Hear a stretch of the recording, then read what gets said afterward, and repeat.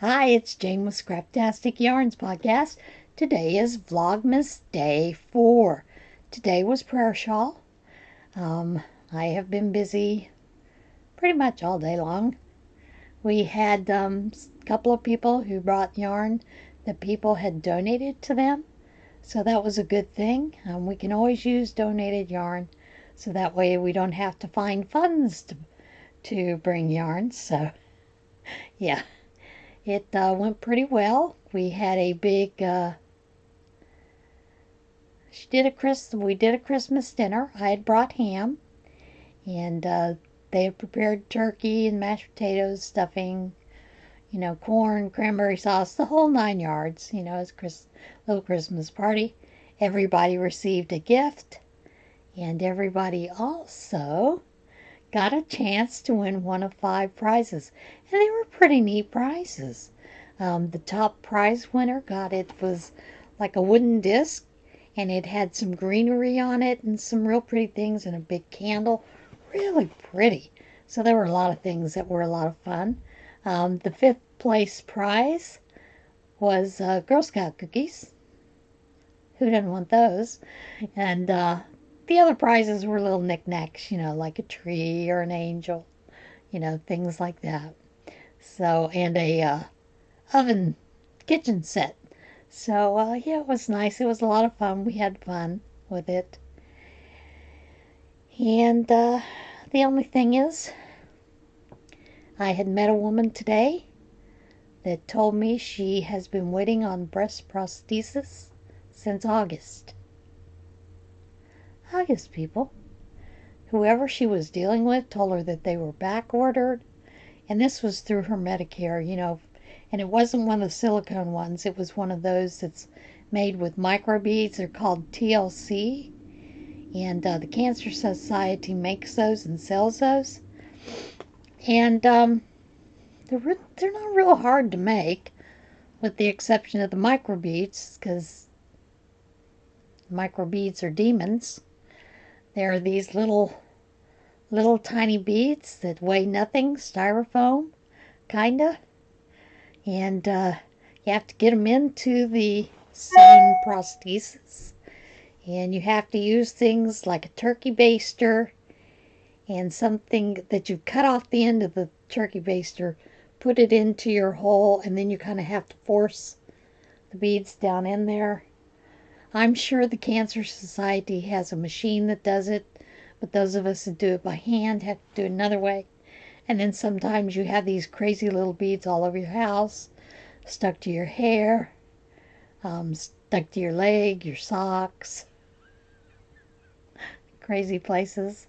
When I had a living cat, what they were stuck to were normally never failed. She would walk past me, and they had this static cling, so they go right to whatever. They would go to her tail and her butt.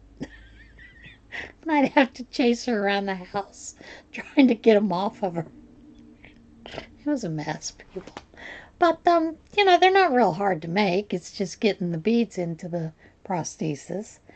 And I can't believe having to wait since August for breast prosthesis. I happen to have a set with me that was just the size she needed, so she got those. But there's no reason to wait that kind of, length of time. There are so many organizations around. Knitted Knockers are in every state. There is usually someone you can contact. You can even contact the national and they'll mail them out to you. There are tons of us that are on each state in the registry that you can contact, and we can get you a breast prosthesis. Usually the big thing we need is whatever cup size your bra is.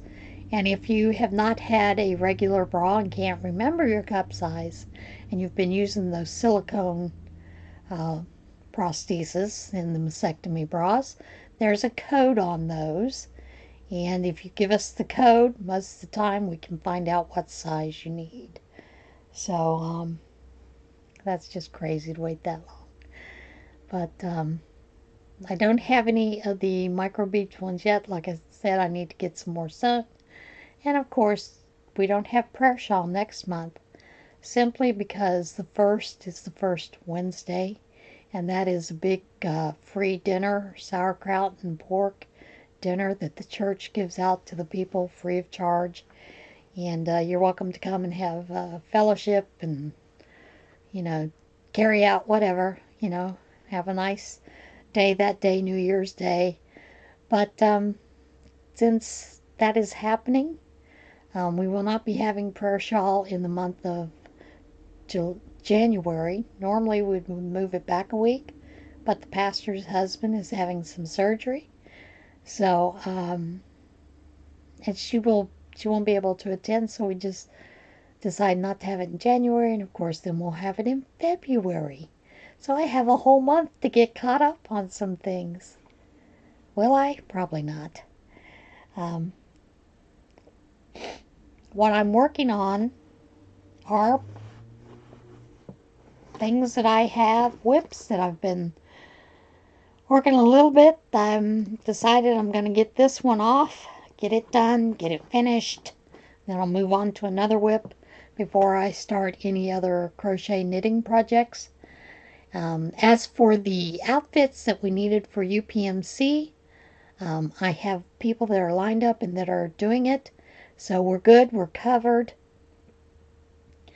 And yeah, so everything is going really well. Everything has fallen into place and it's just great.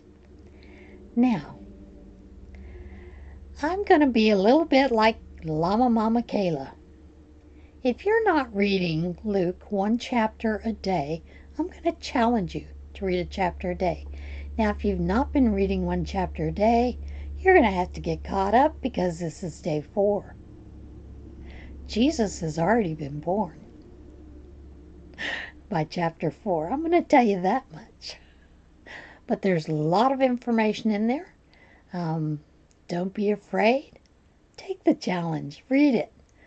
And when you go to read those sections in the Bible, I'm also going to challenge you to do something else. Say a little prayer. Ask God, Jesus, to be down with you when you're reading that, to help you and to make you see what's going on so things will be open, your eyes will be open, your ears will be open, and so that you can learn something new. Too many people nowadays have no idea what's in the Bible. So, yeah, I'm going to challenge you for the rest of this year and next year to get your Bible out and to read it. Just read it, chapter a day. Don't be afraid. Okay, that's it, folks. I'm done preaching. Have a nice day, and I'll see you again tomorrow. Bye.